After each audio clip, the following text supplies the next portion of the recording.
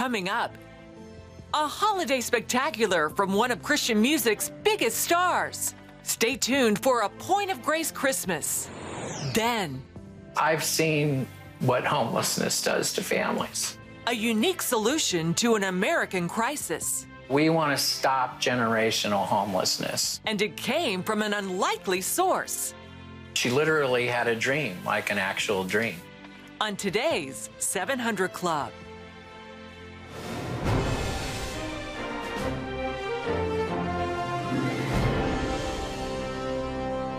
Well, welcome, ladies and gentlemen, to this edition of the 700 Club.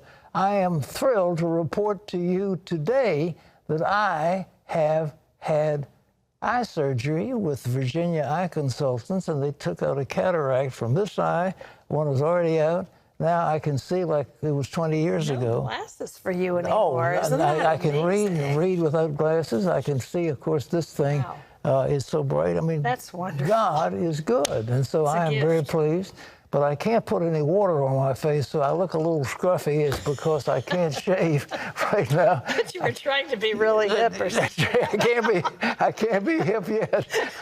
But anyhow, I can't put any water in this eye for a few days, so you'll have to get used to me a little scruffy looking. I'm not trying to put on an act. Well, President Trump remains convinced, quote, this election was rigged, and he'll keep fighting in the courts to prove it. So what path to victory remains? And meanwhile, will the president help Republicans in Georgia? Dale Hurd has that. In his first interview since the election, President Trump says he remains convinced the 2020 presidential election was stolen. This election was rigged. This election was a total fraud, and it continues to be as they hide. And the problem we have, we go to judges and people don't want to get involved. And the president's legal team and its allies have now lost, by one count, at least 31 cases contesting the election or alleging fraud. The bad news is piling up. A recount in Wisconsin, requested and paid for by the Trump campaign, again shows a Biden victory in the state. An appeals court in Pennsylvania turned down a request to not certify the election results, while the state Supreme Court rejected a motion to toss mail-in ballots. Despite all the allegations of election fraud, Trump's former cybersecurity chief told 60 Minutes the election was the most secure in American history. We can go on and on with all the farcical claims that alleging interference in the 2020 election, but the proof is in the ballots. But the president pointed to victories in congressional races and state legislatures as evidence that the numbers aren't adding up. We're supposed to lose seats. We didn't lose one seat, and we gained many, and others were leading in others. The Senate remains up for grabs, with 2 Georgia races yet to be decided. Despite harsh criticism of the Republican Secretary of State and governor, the president said he will campaign in Georgia and is urging supporters not to boycott the runoff elections. So I'll be going there on Saturday night, and maybe I'll go twice. It's very important that we win those races. Joe Biden's biggest problem at the moment is a fractured right foot, injured while playing with his dog. He'll likely need to wear a walking boot for several weeks. President Trump tweeted, "Get well soon." And the president says he will leave office if the Electoral College elects Biden, but he's still holding out hope. Is there a path to victory? Yeah, I hope so, for the good of the country. It will take a brave judge or a brave legislature. In the meantime, the presidential transition process is going forward as Joe Biden and Kamala Harris get their first intelligence briefing today. The Electoral College is set to convene 2 weeks from today on December 14th. Dale Hurd, CBN News. You know, one thing the president pointed out, and I think it was very cogent, how come the African-American vote was greater for Biden than it was for a fellow African-American? It was higher than it was when Barack Obama was running, and also higher than it was when Hillary Clinton was running. So what happened in those precincts? And there are many anomalies that we just don't quite understand.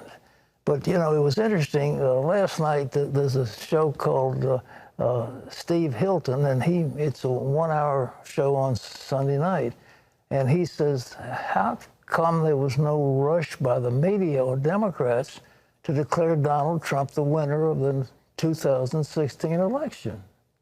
Shut up and move on. That's what they're telling you, the Democrats, the media, the establishment. Shut up and move on. It's time for unity. Oh, is it? Is it really? I don't recall them shutting up and moving on after 2016. I don't remember much unity on their part these last 4 years. It's been the exact opposite. 4 years of non-stop hate, harassment, and resistance. They didn't shut up. They screamed. And he has an example that not only was the Washington Post in on this, but he said that in 2016, Democrat Representative Jim Himes of California told Politico that electors should make a change, saying, I do think the Electoral College should choose someone other than Donald Trump to be president. Now, that is a Democrat representative. So to tell me that the president is taking too long, he's got a lot to do, and he's going to be working very hard. And there are some anomalies that are not explained. And I might add that in the news today, another House seat just in Iowa flipped from Democrat to Republican.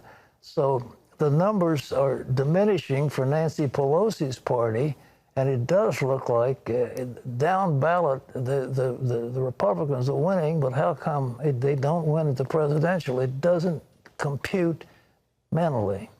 Well, in other news, an ambush, a car bomb, and a 12-member firing squad.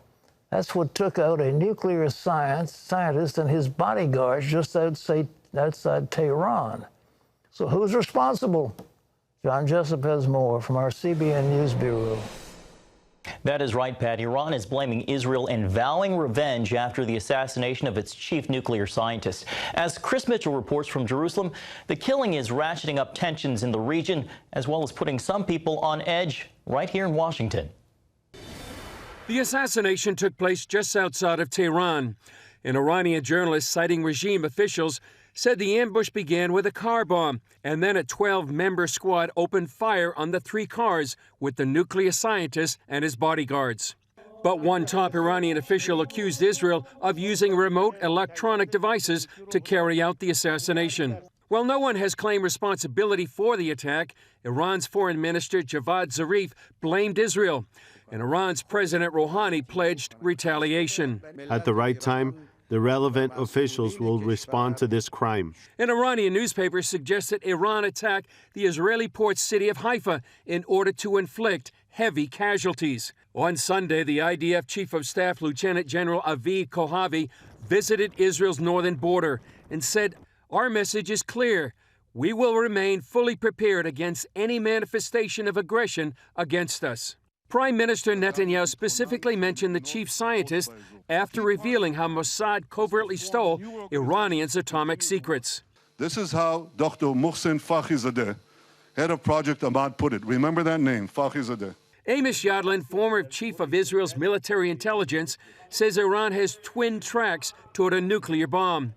The public side, where they enrich uranium under watch by the UN, and a secret military program headed by Fakhrizadeh. The damage to the covert weaponization program is huge. No doubt that he was the core source of authority, knowledge, and organization of this program. Yadlin sees 2 main options for Iranian leaders: wait for a potential Biden administration or retaliate now. They can use their proxies, Hezbollah, the Houthis in Yemen, or their Shia militia in Syria or Iraq, and they can go to an extreme step, which is launching missiles from Iran. Biden supporters of the former vice president blasted the assassination. Former Obama CIA Director John Brennan tweeted, "This was a criminal act and highly reckless. It risks lethal retaliation and a new round of regional conflict. Iranian leaders would be wise to wait for the return of responsible American leadership on the global stage and to resist the urge to respond against any perceived culprits." For now, the region is waiting and watching for any response and if it puts the Middle East on the brink of war. Chris Mitchell, CBN News, Jerusalem. Thanks, Chris. Pat, a lot of people waiting to see how Iran responds. Well, you know how they're going to respond. They're going to try to attack. They've got to do it, and it'll happen. But again, I'm pointing to Ezekiel, the prophecy in the 38th chapter about the coalition that's going to come against Israel in the last days. It will include Turkey, which is the main actor. It will include Libya, where there's a deal been made. It will include Persia, and it will include the Sudan. And that is coming against Israel in the latter days after Israel is dwelling in peace in the land. And Israel is making peace with the neighbors, the Abraham Accords. And of course, it looks as if there's going to be peace with the Saudi Arabian. At least we hope so. So with that in mind, watch your papers and read your Bible, because that's next on the prophetic landscape, and I think it's going to come sooner than we realize. John? Pat, back here at home, the nation's top doctors are warning of a post-holiday spike in coronavirus cases. That's on top of the surge in hospitalizations and infections we're seeing nationwide as winter approaches. More than 93,000 Americans are in the hospital. That represents more than a 90% spike since the beginning of the month. White House coordinator of the task force, Dr. Deborah Birx, is telling people who attended family get-togethers at Thanksgiving to be extra cautious. If you're young and you gathered, you need to be tested about 5 to 10 days later, but you need to assume that you're infected and not go near your grandparents and aunts and others without a mask. And this is all happening as new lockdowns are taking effect in Los Angeles County. No gatherings with those who aren't part of your household, and indoor and outdoor dining is also forbidden. Farther north, Santa Clara County is imposing a 2-week quarantine on all travelers and banning contact sports. Meanwhile, preparations are underway for potential vaccines. United Airlines is flying in doses of Pfizer's vaccine to be ready for distribution if approved by the FDA. Also, Moderna announced it will apply for emergency authorization for its vaccine today. Well, critics are ripping into a Supreme Court ruling curbing government power to put COVID restrictions on worship services. However, religious leaders are celebrating the decision, saying that it upholds the First Amendment by supporting religious freedom. Paul Strand reports at the Supreme Court. Previous cases dealing with COVID and religious freedom, the court was letting government slap restrictions on places of worship. But now it appears Amy Coney Barrett has solidified a constitutionalist majority. In a 5-4 ruling, the justices declared, even in a pandemic, the Constitution cannot be put away and forgotten. The court ruled New York's tight restrictions on attendance at religious services strike at the very heart of the First Amendment's guarantee of religious liberty. Justice Neil Gorsuch railed against Governor Andrew Cuomo's rules that find so many secular activities essential and religious activities not so. Gorsuch wrote, "The governor is remarkably frank about this. In his judgment, laundry and liquor, travel and tools are all essential, while traditional religious exercises are not.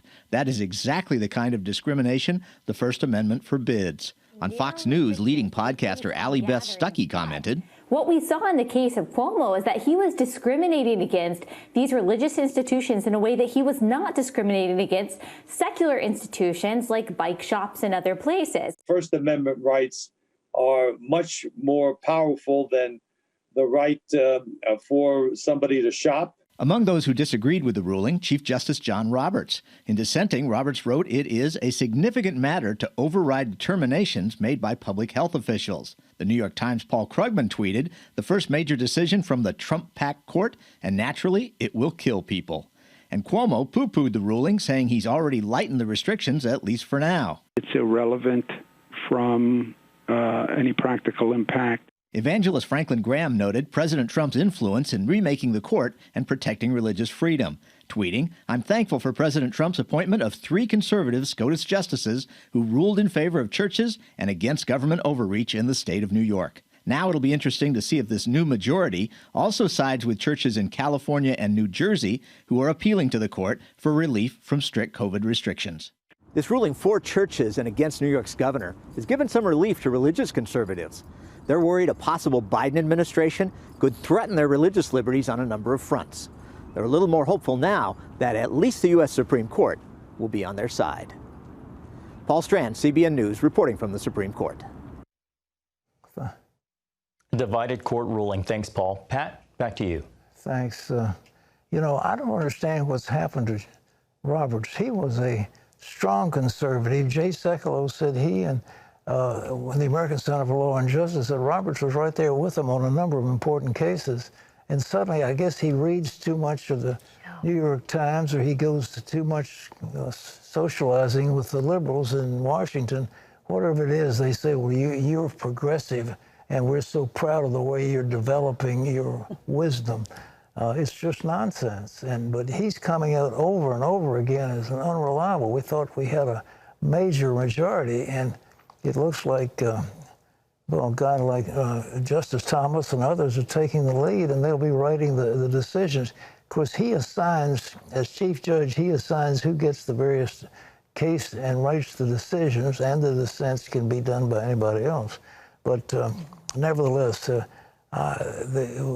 Coney Barrett has been a reliable member of the court, and this is an important thing. I mean, for heaven's sakes, if you can go to a liquor store, you can go out and have a protest of thousands of people screaming and yelling and tearing down buildings and so forth, and that's the quote protected freedom of speech, but you can't go to church and worship God. I mean, it makes no sense.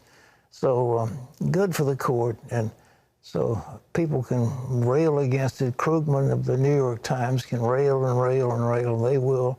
The liberals will always be mad about something. Terry. Well, up next, the heart of Jerusalem, the ancient Tower of David, tells the story of the history of the Holy Land. Meet the people restoring this landmark for future generations. And then later, get ready for a Christmas celebration from Point of Grace. The popular trio takes us inside their brand new holiday special. You don't want to miss it. Stay with us.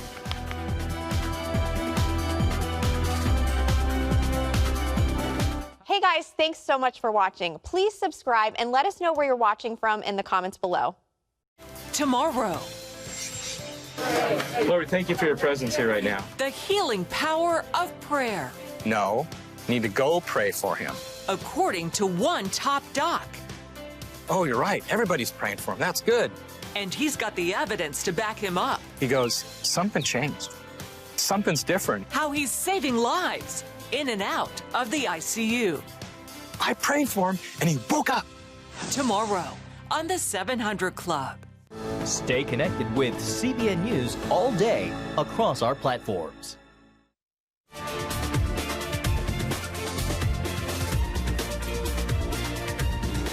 Hidden passages, ancient walls, and archaic fortifications.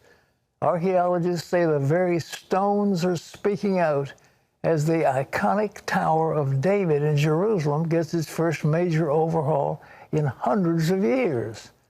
So what's it like inside this ancient citadel?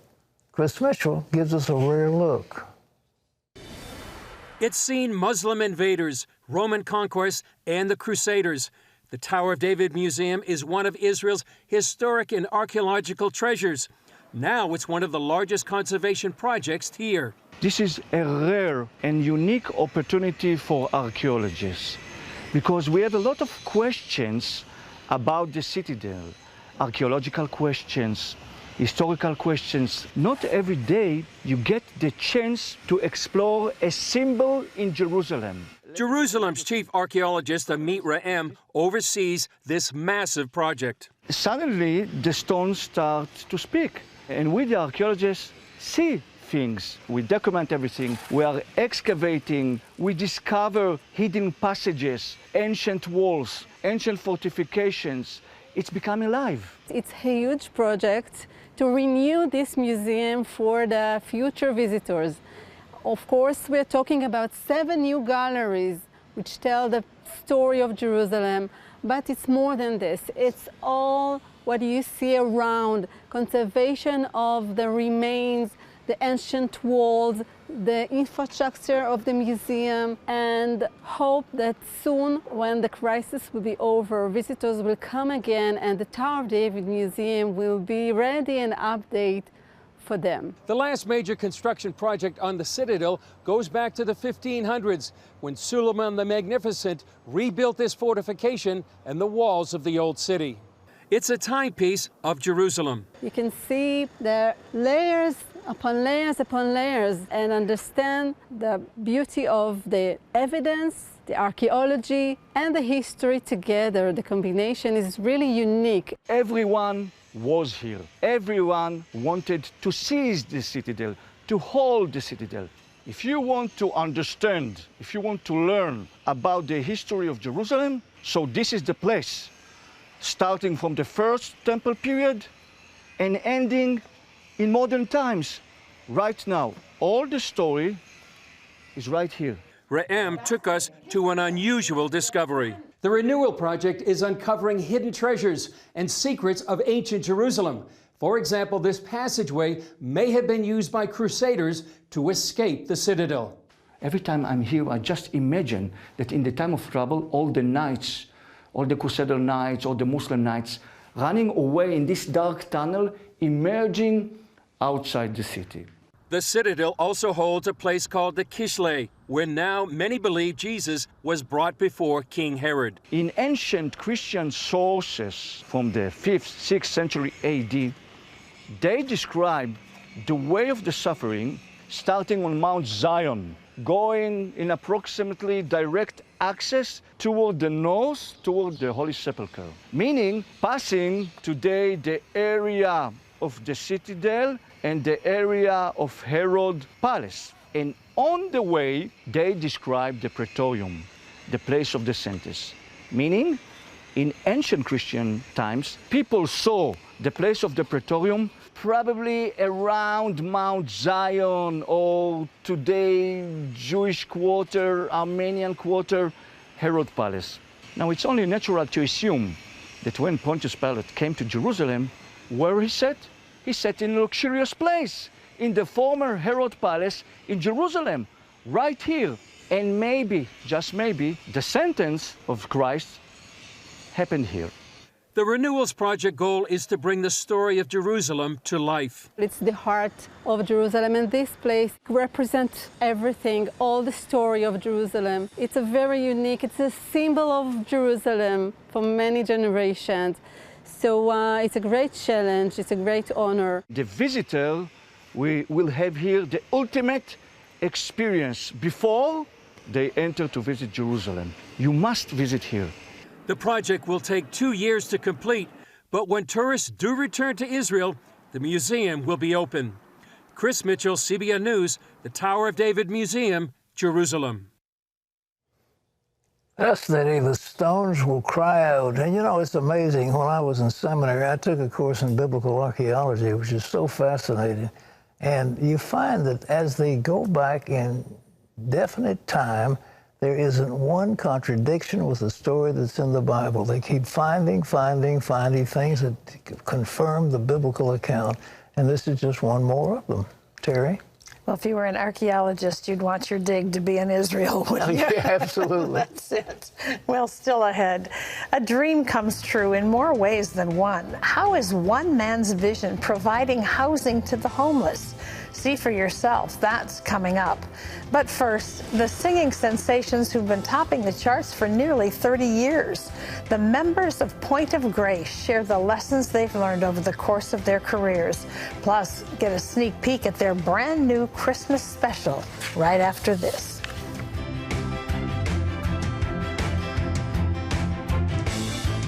Hey guys, thanks so much for watching. Please subscribe and let us know where you're watching from in the comments below. Celebrating the memory and the music of the holidays, it's a Point of Grace Christmas.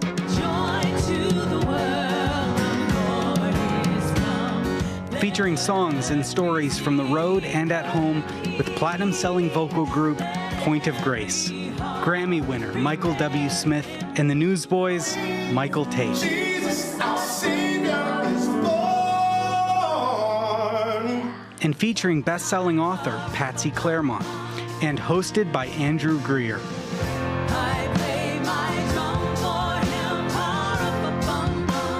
Join Denise, Lee, and Shelley for over an hour of holiday harmonies and cheer. including exclusive interviews and never-before-seen backstage footage. This holiday, it's a Point of Grace Christmas. Well, just because the holidays are looking a little different this year doesn't mean you can't have a great celebration. A Point of Grace Christmas streams on the CBN Family app. You can watch that, plus many other holiday favorites, whenever you want, wherever you want. Just download the CBN Family app to your phone, to your tablet, or your favorite smart TV device. And while the virus has prevented Point of Grace from touring, they've still been busy. In addition to their upcoming Christmas special, they have written a beautiful book. It's called How You Live, and in it they share the lessons they've learned about life and how they're passing those lessons on to the next generation. The hugely successful singing group Point of Grace has been at the forefront of contemporary Christian music for more than 25 years. In addition to making their signature sound, the group has also penned 11 books. Their latest one covers a wide array of life issues, from parenting to the power of words to the fear of failure. In How You Live, each member passes down lessons she's learned through her career, family, and faith that will strengthen and encourage us all. Well, joining us now via Skype are the members of Point of Grace, and we welcome all of you back to the program. It's great to see you. Thank you. Well, listen, I want to talk about the book in a moment, but first of all, tell us about your new Christmas special. Oh, yes, we're so excited about it, and it is really timely. You know, we didn't know when we were making this special and taping it, the very first Point of Grace Christmas special, that we would be in this season of COVID and not being able to tour. So this is a way that our fans that are used to, you know, making Point of Grace Christmas concerts a part of their Christmas season and their tradition. This is a way that they can still do that by getting our DVD that we just did. So we're so excited about it. Love it. Love the fact that we can get a hold of it and watch it at our convenience as the holiday ensues. Well, your most recent book, How You Live, you say your own children were the inspiration behind it. It's kind of fun as you're reading it to hear about your families. We don't always know all of the members of the family or what's going on with your children, but how have your children made impact on your lives?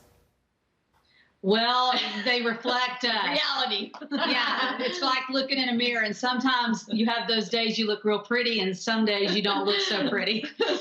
You know what? They're truth tellers. They're truth tellers, and so I have a little 8-year-old, and he's at that age where, you know, he's a rule follower, right? And if mommy doesn't follow the rules, whether it's fastening my seatbelt or going over the speed limit, they're truth tellers. But I think they help us stay in check. They really do. Well, Shelley, in one of the essays you wrote on the topic of integrity, and you highlighted your husband. How does he demonstrate integrity for you? You know, he has been just sort of my rock in the marriage. And, you know, they always say opposites attract. And sometimes the girls joke that that's true in our marriage, that he's the nice one and I'm the mean one. But truly, he just has modeled integrity in his job for so many years and working in the music business. And, you know, sometimes he would come home and tell me stories from work, and I would be just, truthfully speaking, I would be like, well, you need to do this, and, you know, that wasn't fair, and you need to make it right. And he would just always have this calm demeanor and just, you know, be like, take the high road, you know, what comes around goes around, and just, I'm going to fully trust God to take care of our family and not try to just stomp on people to climb the ladder, so to speak. And, you know, that's even true today. I mean, he works for an amazing company here in Nashville, and during the pandemic, where music has really been affected, and a lot of people, most people that I know, including myself, aren't getting a paycheck now. He is still employed and has a job, and we have insurance, and, you know, it's a blessing. And so he always was just like, God's going to take care of us. I don't, you know, have to try to claw my way to the top. And so, yeah, I learned a lot about patience and integrity from him for sure. Yeah, we're all living with Shelly Davis. Yeah, the girls are. This is actually my house, so they're living with me right now. No, not really. Well, Denise, you say that your essay called God's Tone of Voice began with the text that you sent your son once. Tell us what happened. Yes, well, I had sent him a text about he had texted me saying, hey, I'm going to stop by somewhere. And I just texted back, okay. And I put a period at the end of the okay. Had no idea that putting a period on my text meant that it sounded to him like, okay. And so anyway, which I didn't mean, I was just saying, okay, but I was probably cooking dinner or something. And it just, as we laughed about it later, it really, God just shot it into my head that sometimes for years I had misread his tone of voice to me when I read his word. And it's been a beautiful picture of my growth spiritually. Just, I grew up, I've known Jesus since I was 6. And, but sometimes I would hear things that would say, I'm watching you, you better do this right, instead of saying, if you will follow my ways, I love you. I've got great plans for you. And so it just has been a new walk for me. Probably over the last 10 years, God has kind of slowly done that with me. Mm-hmm. And Lee, you wrote about a regret of yours from your teenage years. What do you want readers to take away from that? I just think, I think if we as parents and influencers in our communities and our homes, I think showing God's love and forgiveness and mercy surpasses anything in our lives. It shows up in every aspect of conflict where we can forgive. We have an opportunity to forgive. We have an opportunity to show mercy. And because God's love in us, it allows us to do so. And I believe with all my heart that that lesson that I can pass down to my children just very well may be a lesson that helps somebody know who Jesus is. And he is our Savior that saved us. And through his blood, we all have his forgiveness, every single one of us. So we can have regret, but know his forgiveness has washed it all away. There are so many rich subjects addressed in the book. Shelley, do you have a favorite? It's funny. I do think the one that I wrote about my husband is one of my favorites. And also just any of them that had to do with our children. I think just reminding moms out there that feel like day in and day out, am I really doing anything? To really remember to not get on the hamster wheel and to keep your focus that my main job as a mom and a believer is to pass down the story of Jesus. And I need to do that in every way I can. And whether it's, taking our kids to the park or taking them to the grocery store, if you look around, there's always a lesson where you can talk about God in your home and in your instances and in your family and your circumstances. And so just to remember that's our biggest job. We don't have to raise the next NFL, receiver or the next, whatever it is. But I think that the most important thing is just to pass that story along. And if we guard their heart and steward their hearts, then we've been a parenting success. Well, one of the things that I think people love about all of you is your realness, and you share that in the book so wonderfully. The book is called How You Live. It's available nationwide. Wonderful gift for someone for Christmas. And don't forget that you can watch A Point of Grace Christmas by getting the CBN Family app. Ladies, wonderful to see you, and happy holidays to all of you. Thanks for being with us today. Happy holidays. Merry Christmas. Bless you, you too. Pat? Well, they're beautiful young ladies, and I appreciate their being here. Point of Grace. So up next, a dream, an anonymous grant, and a donated bus. Watch how one family finally comes home for the holidays. And then later, your questions and honest answers. Chuck writes, if a thug puts a gun to your head and asks you if you believe in God, are you obligated to say yes at the risk of death? Or do you say no and live? Stay tuned to find out. Maybe I've got the answer. We'll find out later.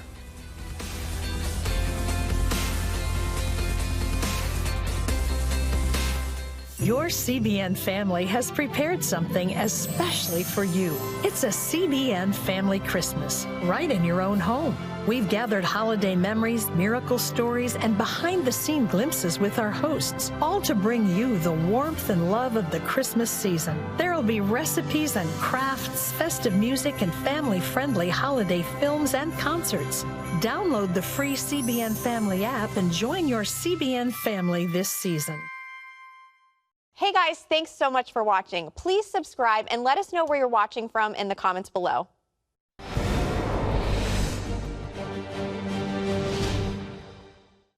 Welcome back to Washington for the CBN News Break. Some rough weather making its way to the Midwest and Northeast today. It's coming from a storm system forecast to drop snow over the Midwest, while drenching rain will pour into the Northeast.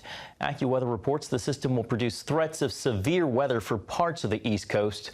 Some places could also face the possibility of isolated storms. Well, during the COVID-19 pandemic, CBN has launched Superbook Sunday School online classes to help children in Cambodia stay connected to the Bible. These classes feature a local host sharing about a Superbook episode while playing games, singing, and praying together. Children can watch the classes on Facebook and YouTube. The CBN team also shares content to their church network and Sunday school teachers. In addition, the Superbook Teacher Talk Show lets instructors share inspiring experiences to help disciple children. Well, you can find out more about what CBN is doing around the world by going to cbn.com/international. Pat and Terry will be back right after this.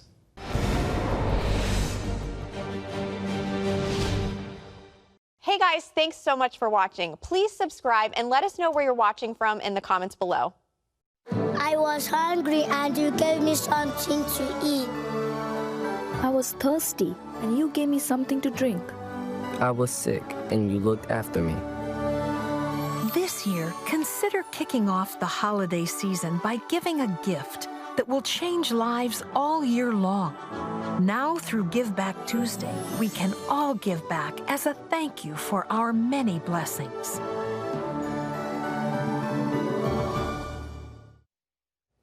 Well, we're inviting you to be a part of something life-changing for many, many people in need. CBN's Give Back Tuesday campaign runs from now through December the 1st. This is your opportunity to give back as a way to say thanks for all of the many blessings that you enjoy. When you give during Give Back Tuesday, more people will receive food, they'll receive clean water, disaster relief, education, medical help, and you'll help broadcast the gospel around the globe. So please call us now. There's the number. It's 1-800-700-7000, or you can visit cbn.com and give back because so many people need your help. What an opportunity. Pat? Thank you very much. And yeah, it's true. Now's the time. You know, we talk about having a birthday. You usually give presents to the guy that's having the birthday instead of, can you imagine you go to a birthday party and you all give presents to each other and leave the guy having the birthday in the cold? If this is supposed to be the birthday of Jesus, we ought to give our best gifts to Jesus. It's his birthday. We could celebrate. So anyhow, so much for that. Well, for months, David and his family lived in a campground, and then they had to move into their car. That was a suffering time for this family of 5. It had been so hard. So how did they wind up with a home of their own just in time for the holidays? It is a miracle. I've seen what homelessness does to families. I've seen how it rips apart families. I've seen what it does to children. When I think about the children in this country, in our country, that we let our children go without food and shelter, I had to do something. Leo Gorsi is Development Director for Vehicles for Changes, a nonprofit organization in Oregon that converts retired school buses into homes for homeless families. For Leo's wife, Julie, this is literally a dream come true. She literally had a dream, like an actual dream, and woke up and said, oh my God, I had this dream about that we were making these buses for homeless families. She wrote a little blog about the dream she had, and the next day we had a woman who didn't want to be identified from the Midwest who gave us a grant for $25,000 a year for 5 years. They began working to make a change for Oregon's ever-increasing homeless families. The fastest growing segment of homeless people right now is homeless parents with children. There are 20,000 homeless children just in the state of Oregon. So we want to stop generational homelessness. We have to stop it now. The Ashland School District donated the first bus, and the next day, the dream was put into motion. Around the same time, David Flood and his family of 5 found themselves homeless after health problems left them unable to pay rent. Our finances had changed drastically, unexpectedly, and so we ended up camping out a lot. So it was still kind of an adventure. It was still kind of waiting to see what God was going to do on our behalf. And then they closed down the campground, and the 5 of us ended up in our car. Didn't feel safe with such a small space. And then my wife had mentioned she saw Vehicles for Changes and said, I think I should call. Once they connected, Leo and his team worked hard to make a self-imposed deadline for the Flood family. You know, Julie kept saying, we got to finish it by Thanksgiving. We got to finish it by Thanksgiving. And I'm running around going, it's never going to happen. And she goes, no, it's got to happen. And I'm going, it's never, no, she goes, it's got to happen. I want them in there by Thanksgiving. So we did finish it. The day before Thanksgiving 2018, David Flood and his family stepped into their new home on wheels. We used to sing We All Live in a Yellow Submarine as a family, and like that and song, and never imagined living a yellow school bus. It's just been pure joy in Jesus Christ that he did this for us. We're very grateful to Vehicles for Changes, because the bus has become the container, you know, the safety for our family, the reason we're still together as a family, and it holds all the difficult and all the joyous times that we go through. And so it's meant a lot for our safety and our protection and holding everything we have as a family. And my son likes to say, when you look at the bus on the outside, it just looks like a regular yellow school bus, but when you go inside, it's like a mansion. It just opens up. So it's all perspective. Vehicles for Changes has since hired Alex Daniel, a longtime tiny house builder, to scale up production on the next several buses. He says he's thrilled to be involved. I'm thankful for a feeling of hope and what this might bring. It's a way of connecting with spirit. I get a high when I'm in here doing this kind of work and working with the people that I'm working with doing it. Any way to keep families intact. I think that these buses are just the perfect solution because, you know, working families, they have a job and they've got kids and their kids keep going to school, they don't run away, they stay intact. As production ramps up on several new buses, David Flood and his family have enjoyed 1 full year in their new home. David and Leo both share a new appreciation for the gift of thankfulness this Thanksgiving. It's taken a much deeper meaning for us now, and probably will always be related to being grateful for God taking us out of the elements and giving us a safe place to be. My Thanksgiving gift last year was housing this family. It was housing this family. I couldn't ask for a better gift than that, ever. The Holy Spirit is the inspiration for all kinds of things. His wife had a dream, and the dream is a fulfillment. What a beautiful concept. Isn't that great? Smart. Yeah. Smart as well. It's Why wonderful. not? Okay. Exactly. Well, you know what's coming up. Make sure you set your DVRs to record. Another round of your questions and honest answers is on the way, and asks, if you commit a sin, but at the time you didn't know it was a sin, are you still guilty of sin? What will Pat say to that? You'll find out right after this.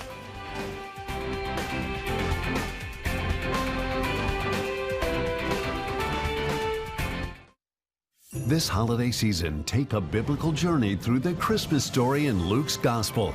In CBN's free devotional, The Promise and the Hope, you'll see the birth of Jesus through the eyes of those who earnestly awaited the arrival of the Messiah. This Christmas, spend time experiencing God's presence in your life. Get your free copy of The Promise and the Hope. Call 1-800-700-7000 or go to cbn.com/Christmas devotional. Hey guys, thanks so much for watching. Please subscribe and let us know where you're watching from in the comments below.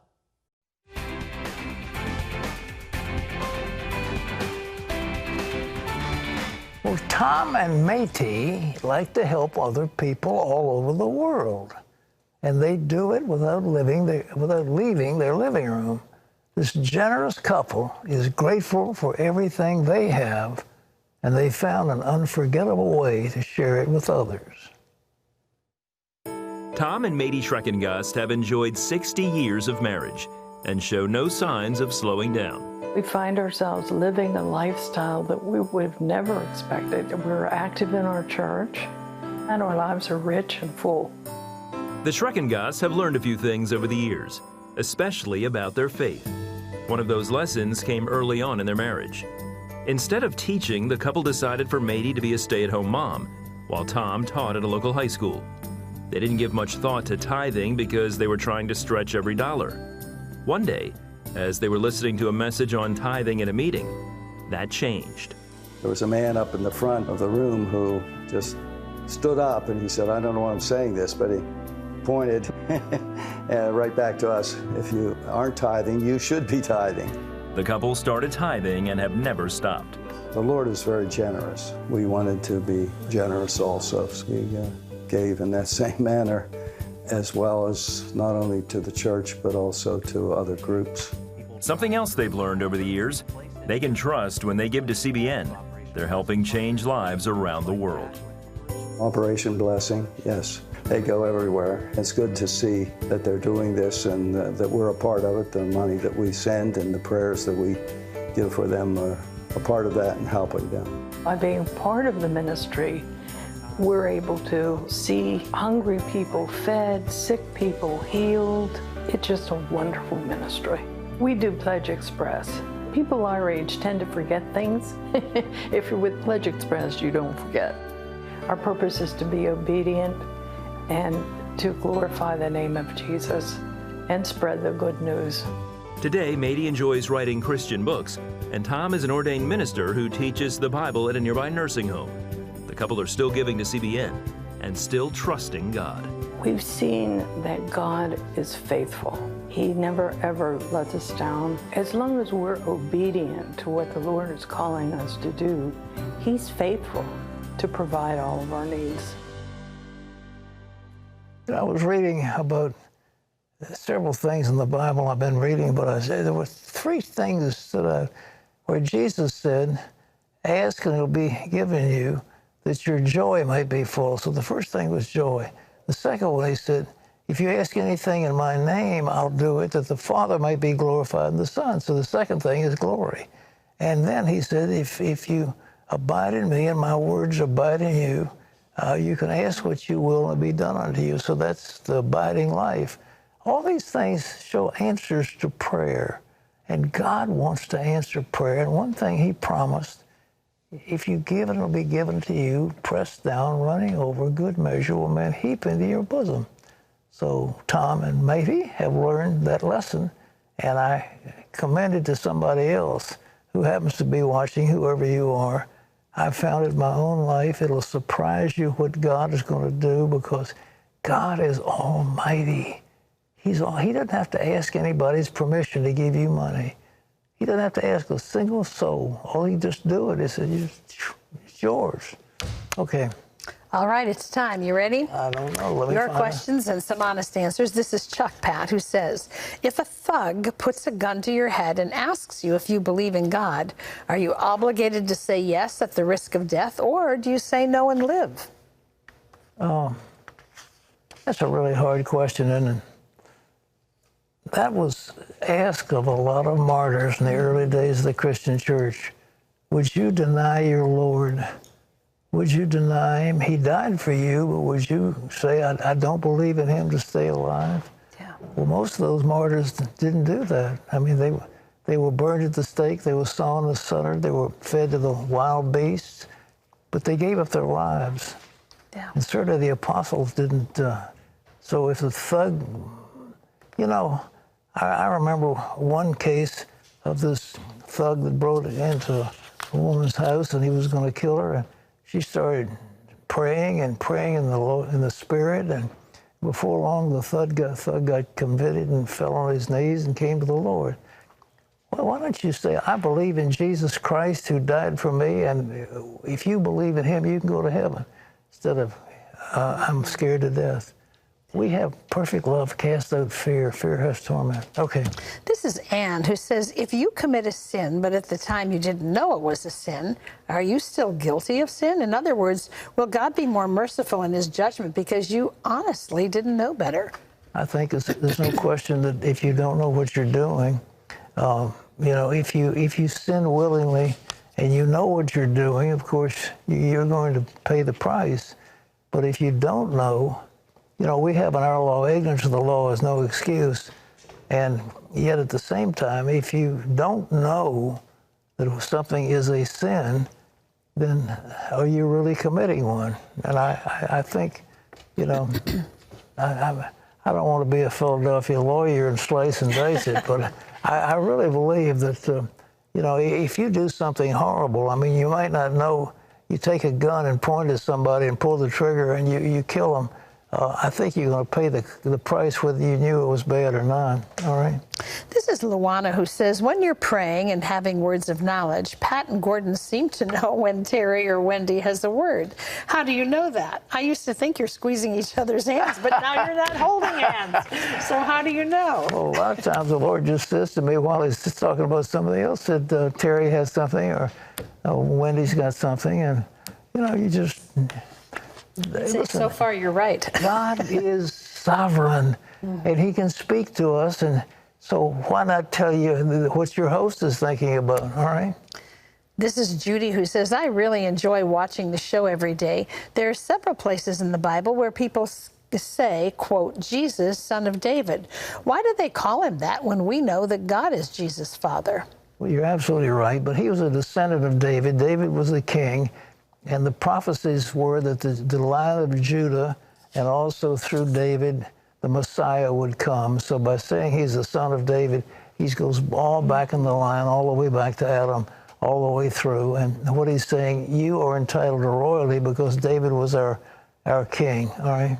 Nancy says, are we to tithe on our Social Security checks? We are severely hurting financially every month. We don't do anything extra each month, and we come up short. We could get a job, but both my husband and I have health problems. Look, give. The Lord loves a cheerful giver. And I think as we give out of the bounty of our heart, God's going to bless us. And you give unto the Lord. So, you know, Social Security, I think you ought to tithe on it. I think it'll be a blessing. This is an opportunity to be blessed, not something that is bad, okay? Mm-hmm. This is John, who says, Pat, can you claim you're a Christian and believe in abortion? I don't believe in abortion, but I know people who claim to be Christian and do. Look, the bottom line is abortion's murder, whether you like it or not. I know all the laws and all the Roe versus Wade's and all the legal terms. It's just, but it's still murder. You're still killing an unborn child. And I don't see how you can continue in sin and think that you know the Lord. If you love God, you won't keep on sinning. And to believe in something like that, if you hold on to murder, that's a bad thing. Well, we leave you with these words from the Psalms. I will praise you, Lord, with all my heart. I will tell of all the marvelous things you have done. Listen, tomorrow we have a renowned cervical surgeon who is known as the praying doctor. So for Terry and all of us, this is Pat Robertson. Thank you so much for being with us, and Lord willing, we'll see you tomorrow. Bye-bye.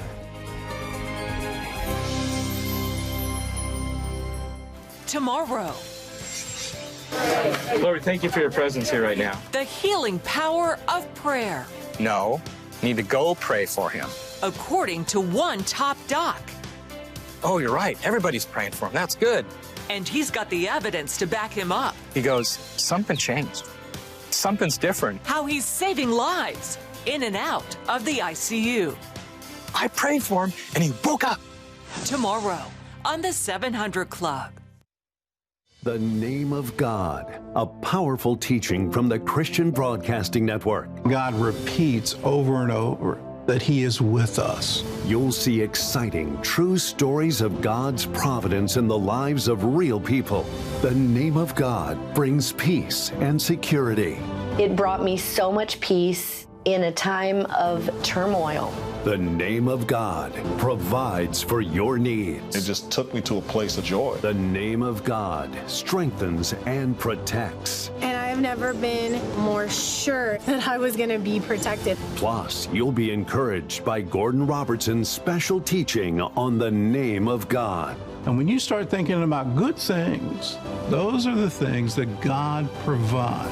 Become a CBN partner to get your DVD copy of The Name of God. Call 1-800-700-7000 or go to cbn.com.